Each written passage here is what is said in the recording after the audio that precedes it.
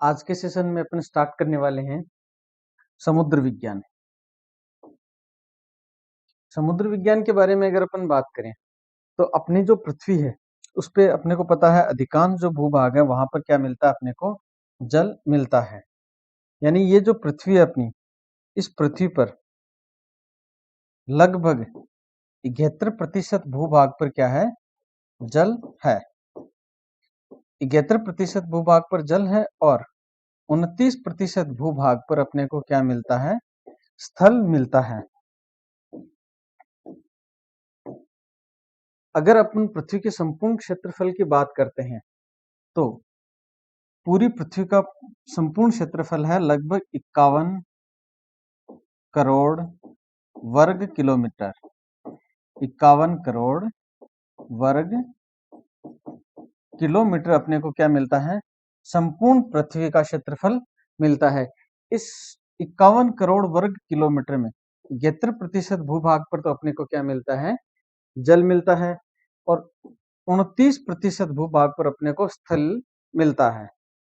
यानी कि अपन कह सकते हैं कि इस 71 करोड़ या 71% जो भूभाग है, सॉरी, जो 71% जो भाग है वहां पर अपने को क्या मिलता है, जल मिलता है।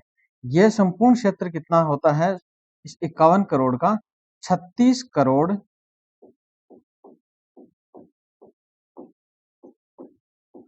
वर्ग किलोमीटर होता है।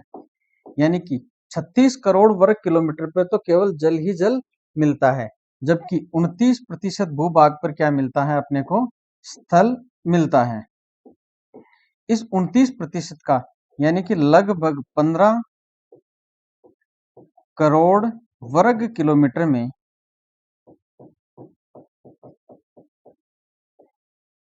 क्या मिलता है, स्थलीय भूभाग मिलता है। यानी कि अपन इस पृथ्वी पे देखें तो लगभग इतने प्रतिशत भूभाग पर ही अपने को स्थल मिलता है और जो पूरा ऊपर का जो भाग है वहां पर अपने को क्या मिलता है, जल ही जल मिलता है। तो इसी प्रकार इन्हीं चीजों को ध्यान में रखते हुए अपन आज का सेशन शुरू कर रहे हैं। नेक्स्ट अगर अपन बात करें कि जो पृथ्वी है उस पे अपने को जो जल मिलता है, उस जल में जलीय भूभाग में अपने को क्रम से अनेक चीजें मिलती हैं। जैसे अगर अपन देखें, यहाँ एक डायग्राम के माध्यम से समझेंगे।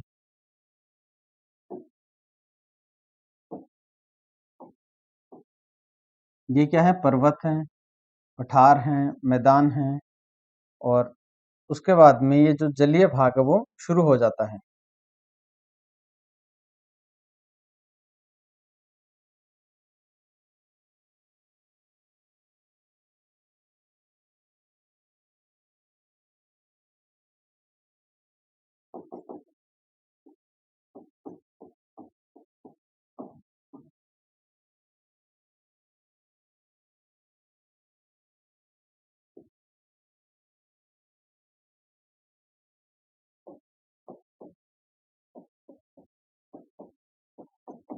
ये क्या है, महासागर। महासागर है तो महासागरों में जल भी भरेंगे अपन। और जो महाद्वीपीय भाग है वो कहाँ पर है, ऊपर उठे हुए जो भाग है वो महाद्वीप हैं और ये जल के अंदर के जो पर्वत शिखर हैं वो हैं और ये गहरे जो गर्त हैं और खाइयां हैं वो हैं। इस प्रकार से अपन देखते हैं तो ये जो भाग आ गया वो तो किसका आ गया, स्थलीय भूभाग है। यानी कि ये किस में आ गया, महाद्वीप। जबकि ये जो है वो क्या है, महासागर।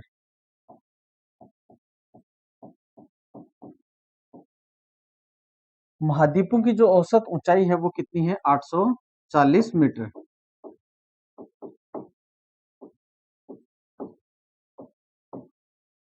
जबकि जो महासागर हैं उनकी औसत गहराई की अपन बात करें तो वो है 3800 मीटर है। क्योंकि औसत गहराई के अंदर बहुत सारी अपने को खाइयां मिलती हैं, गहरी गहरी जो कैनियंस है वो मिलते हैं, तो यहाँ पर औसत जो गहराई है वो बढ़ जाती है। इसके बाद में यहाँ पे पर्वत पठार और मैदान आ गए। अपने को बात करनी है सिर्फ इस जलीय भूभाग की। ये जो जलीय भूभाग है इसके बारे में, इसके बारे में अगर ऊपर से अपन क्रम से चलते हैं तो सबसे पहले जो मिलता है अपने को वो मिलता है यहाँ पर महाद्वीपीय मग्न तट।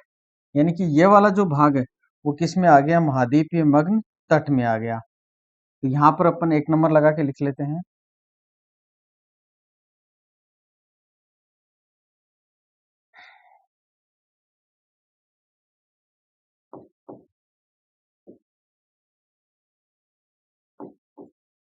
महाद्वीपीय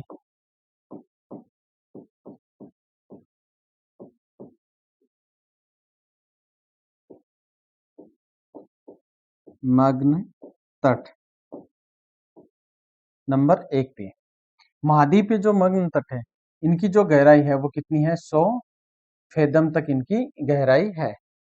इसके बाद में ये वाला जो 2 नंबर का भाग आ गया, जो सागर में बहुत ही ज्यादा क्या है, अचानक से गहराई मिलती है। यहाँ पर जो गहराई है यानी कि जो ढाल है वो क्या है, एक नॉर्मल ढाल होता है इस वाली जगह पे, और इस ढाल से जस्ट आगे तट से एकदम से अचानक से जो ढाल होता है वो किसमें होता है, महाद्वीपीय मग्न ढाल। यानी 2 नंबर पे कौन सा आ गया, महाद्वीपीय मग्न ढाल हो गया। महाद्वीपीय जो मग्न ढाल है इसकी गहराई की अगर अपन बात करें तो ये होती है 1000 फेदम तक गहराई इसकी मिलती है। इसका जो ढाल होता है महाद्वीपीय मग्न तट का वो लगभग 1 डिग्री के आसपास इसका ढाल होता है। जबकि जो महाद्वीपीय मग्न ढाल है इसका जो ढाल होता है वो बहुत ही ज्यादा होता है, यानी कि लगभग 2 डिग्री से लेकर 5 डिग्री के आसपास इसका ढाल मिलता है। इसके बाद में आते हैं नंबर 3 पे, यानी कि ये वाली जो जगह आती है, ये वाली महाद्वीपीय जो मग्न ढाल है उसके जस्ट आगे का जो भाग है वो किसमें होता है, एक उभार के रूप में ऊपर की तरफ थोड़ा उभरा हुआ होता है। तो इसे अपन किस नाम से जानते हैं, महाद्वीपीय या महासागरीय उभार के नाम से जानते हैं। महासागरीय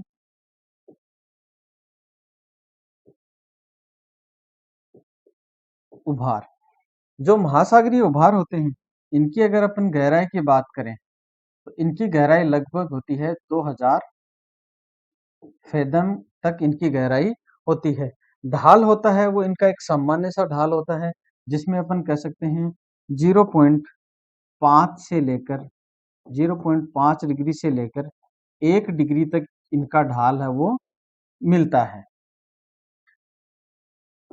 नंबर 4 पे जो बात आते हैं वो आते हैं महासागरीय मैदान। जिस प्रकार धरातल पे अपने को बहुत सारे मैदान मिलते हैं या जो सपाट भाग मिलता है, उसी तरह अपने को किसमें मिलते हैं, महासागरों में भी एक मैदानी भाग मिलता है।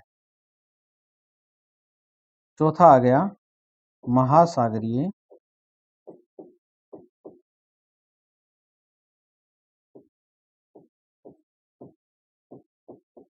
मैदान। यानी कि इस भूभाग से आगे जब चलते हैं अपन, इस उभार से आगे की तरफ चलते हैं, तो यहाँ पर ये जो समतल भूभाग है इसे अपन किस नाम से जानते हैं, महासागरीय मैदान के नाम से जानते हैं।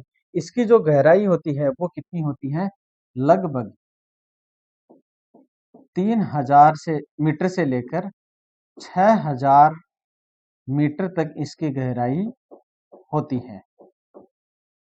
ढाल होता है वो बिल्कुल नहीं होता है, एक सामान्य सा जिसे अपन कह सकते हैं 0.5 डिग्री से भी कम जो ढाल होता है वो यहाँ पर होता है।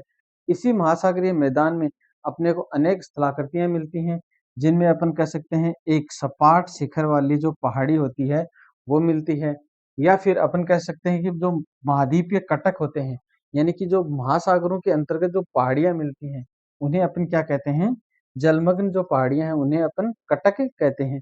तो यहाँ पर जो कटक है वो मिलते हैं, कटक मिलते हैं। ये जो भाग है वो सपाट शिखर वाले जो पहाड़ी है उसे किस नाम से जानते हैं अपन, गुयोट के नाम से जानते हैं। तो गुयोट मिलते हैं महासागरीय जो मैदान है इनके अंतर्गत ही। और पांचवी जो चीज आती है अपने सामने, वो आती है गहरे जो गर्त हैं वो आते हैं। यानी कि महासागरों में जो खाइयां मिलती हैं उन गहरे गर्तों को कहते हैं।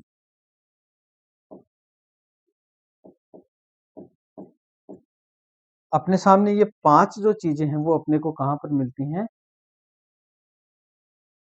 महासागरों में मिलती हैं। यानी कि नंबर एक पे हो गए महाद्वीपीय मग्न तट, दो पे हो गए महाद्वीपीय मग्न ढाल, तीन पे हो गए महाद्वीपीय मग्न उभार, महासागरीय उभार, नंबर चार पे हो गए